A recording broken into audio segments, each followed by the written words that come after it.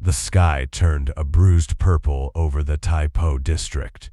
As the clouds heavy with death began to scream, it was August 28th. A group of teachers and their students were trapped, caught in a downpour that felt like the world was ending. They saw the stone arches of Mang Gui Kiu Bridge, a sanctuary, or so they thought. They huddled together, shivering, the sound of the rain drumming against the granite. But the mountain was moving. A low rumble started deep in the earth, like a beast awakening. Then, the roar of 1,000 crashing oceans.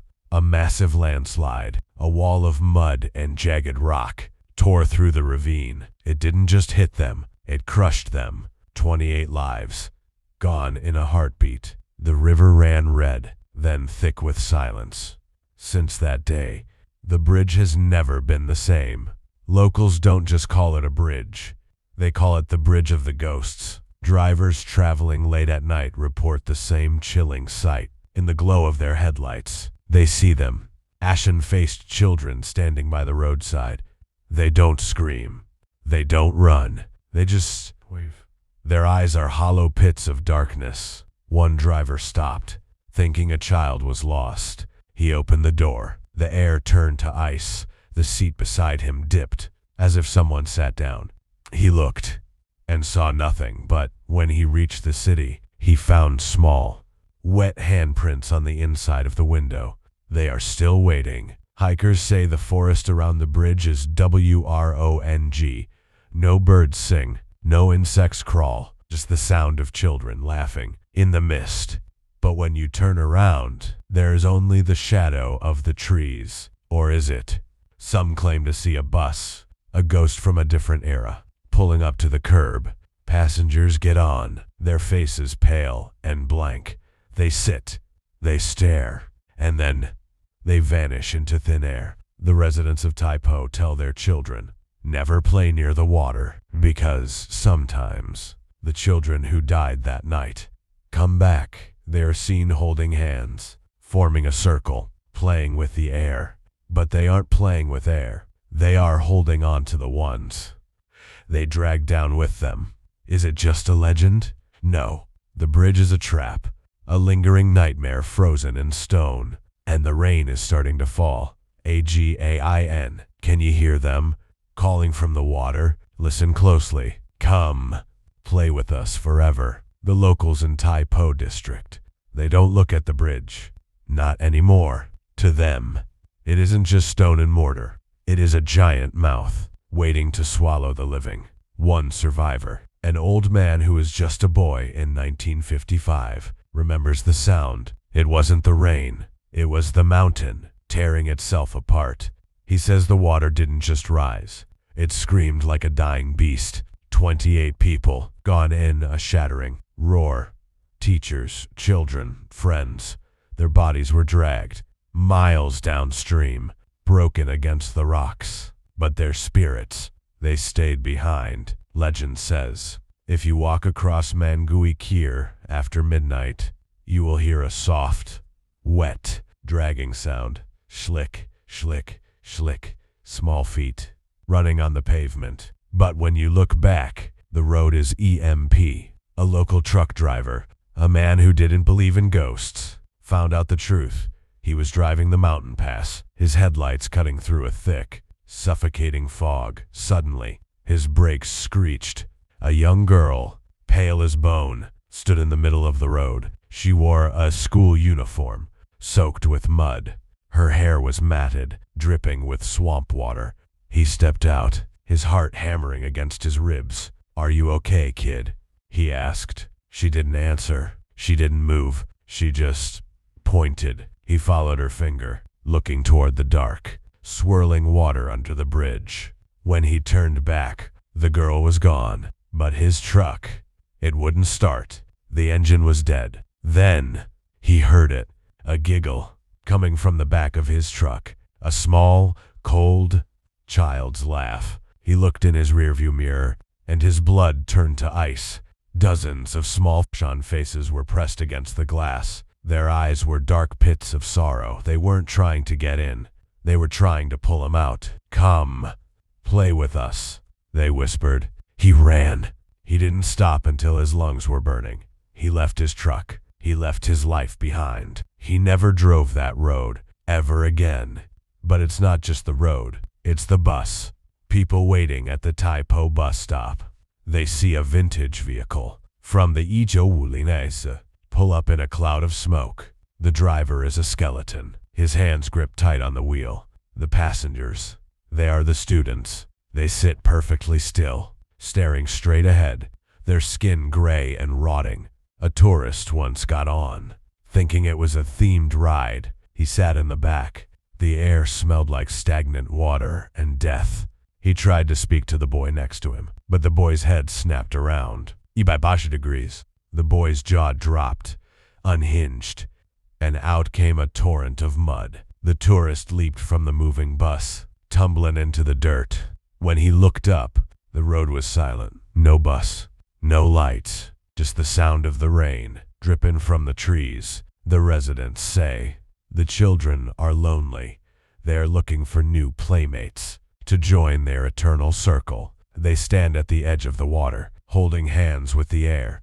But if you look at their shadows, you see they are holding on to something that hasn't died yet. Are you brave enough to walk the bridge? Think carefully, because the mud, Khmer's, it never truly dries. The silence of the Tai Po district is a lie. Underneath the modern roads, beneath the concrete, the ground is still soaked in the blood of 1955. A local investigator, a man who spent his life documenting the unexplained, decided to spend a night under Mang Gui Kiu Bridge.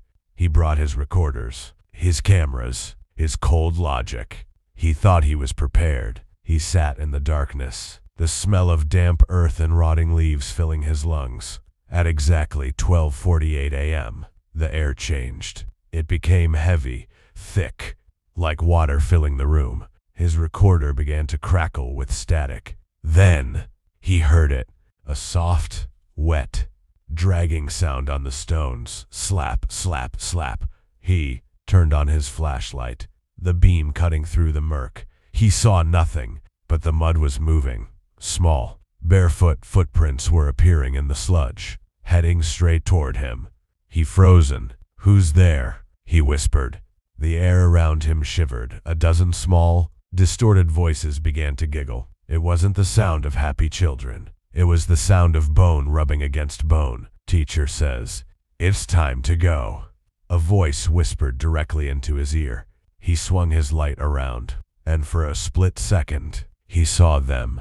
28 shadows, huddled under the arch. Their faces were blurred, as if wiped away by the water. Their school uniforms were tattered, hanging off gray, skeletal frames. The investigator tried to scream, but his throat was full of mud. He felt cold, clammy hands grabbing his ankles. They weren't pulling him away. They were pulling him down, into the earth, into the dark, suffocating grip of the landslide. He fought. He clawed at the mud, his fingernails tearing. He managed to scramble up the bank, gasping for air that felt like ice. He didn't look back. He left his gear. He left his sanity under that bridge. When he developed his photos later, he didn't find ghosts. He found something worse. In every frame, the bridge was gone. In its place was a wall of raging water and mud. And in the center of the chaos, 28 pairs of white, glowing eyes. They weren't just victims. They had become the storm itself. Locals say the bridge is hungry. It has a memory, and it replays that nightmare every single night. A group of teenagers once went there on a dare. They parked their car on the bridge, laughing, playing loud music. Suddenly, the music distorted. A deep, gravelly voice cut through the speakers. "Get out!" The car began to shake, not from wind, but from hands. Hundreds of smart, pale hands were pressing against the windows, the roof, the doors. The glass began to crack. The driver slammed the car into gear, but the wheels just spun. The road under them felt like wet, shifting mud. They looked out the windshield and saw a woman standing in the center of the road. She was tall, her hair covering her face. wearing a tattered teacher's dress. She raised a hand, and the car's headlights exploded. In the total darkness, they heard the back door click open. "Is there room for one more?" a child's voice asked from the darkness of the back seat. They ran. They left the car. They left their shoes. They ran until their feet bled. When the police found the car the next morning, it was bone dry, but the interior was filled, floor to ceiling, with river silt and human hair. The bridge doesn't just haunt you, it claims you. It waits for the rain. It waits for the foolish, because the tally is 28. But the bridge, it wants more. Are you listening? Is that the wind? Or is it the sound of a classroom bell? The lesson is about to begin, and there is no escape. The local authorities tried to ignore the stories. They tried to bury the truth. But the bridge, it wouldn't let them. In the late 1990s, a construction crew was sent to reinforce the stone arches. They brought heavy machinery, bright lights, and the arrogance of the living. They thought they could tame the mountain. On the third day, the foreman found something in the silt. A small, leather shoe. It looked brand new, as if it had been dropped moments ago.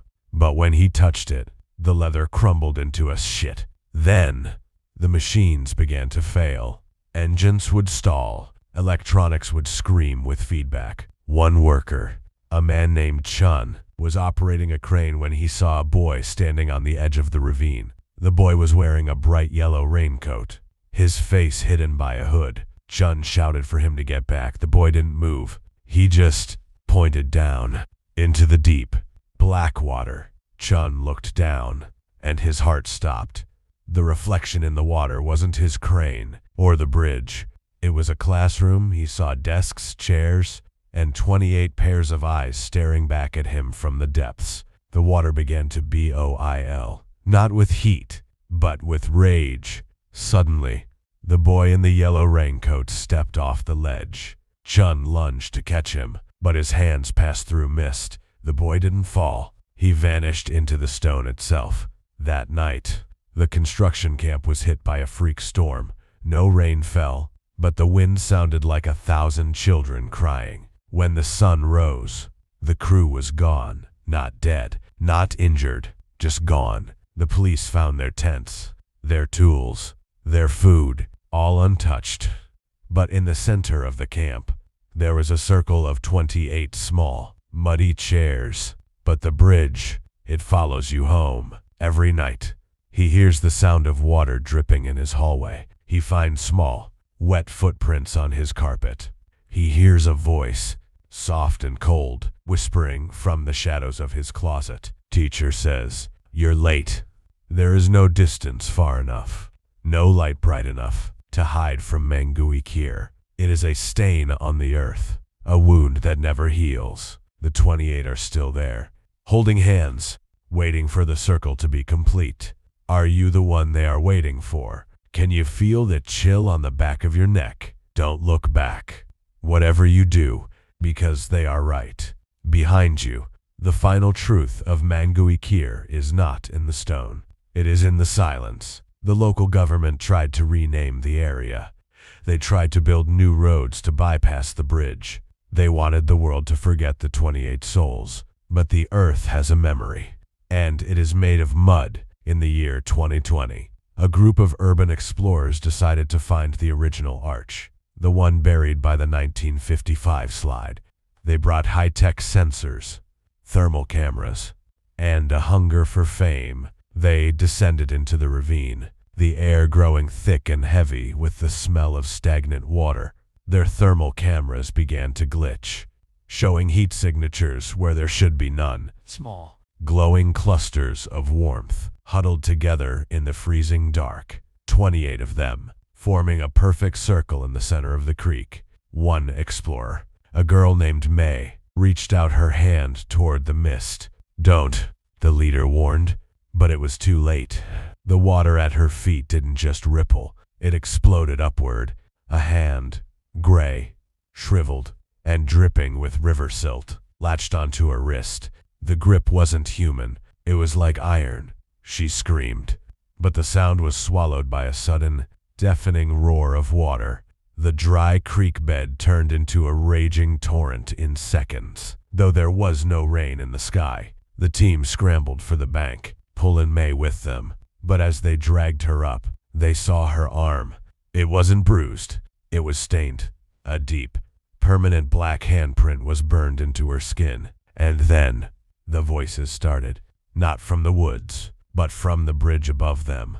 "Teacher, may we go home?" A woman's voice, cold as a tombstone, answered from the shadows of the stone arch. "Not until everyone is accounted for." The explorers fled, leaving their expensive gear behind. But May, she was different after that night. She stopped speaking. She would sit in her room, staring at the wall, humming a nursery rhyme from the 1950s. Her parents found her one morning, her bed soaked with water, though the windows were shut. On her wall, written in wet, black silt, were 28 names, and at the bottom, in her own handwriting, was the 29th, her own. She vanished that night. No tracks, no forced entry, just a single, small, leather shoe left on her doorstep. The bridge of Mang Gui Kiu is more than a haunted site. It is a rift, a hole in the world where the nightmare of 1955 stays alive forever. Locals say that on the anniversary, August 28th, the bridge disappears entirely. In its place, for 1 hour, you can see the scene as it was. The teachers, the children, laughing, playing, oblivious to the mountain above them. But if you call out to them, if you try to warn them, they all turn at once. Their faces are no longer human. They are masks of agony, their mouths filled with stones. "Join us," they chant. The water is warm. The bridge is still there, waiting in the Taipo mist. It doesn't care about your logic, or your cameras, or your lies. It only cares about the count. 28, 29, 30. The tally is rising. So, if you find yourself driving through the mountain pass, and the rain starts to fall, and you see a small child waving from the side of the road, do not stop. Keep your eyes on the road. Do not look in the rearview mirror, because if you do, you might see a small, wet hand reaching from the back seat to cover your eyes. The lesson is over, but the bridge, it never loses its students. Welcome to the class.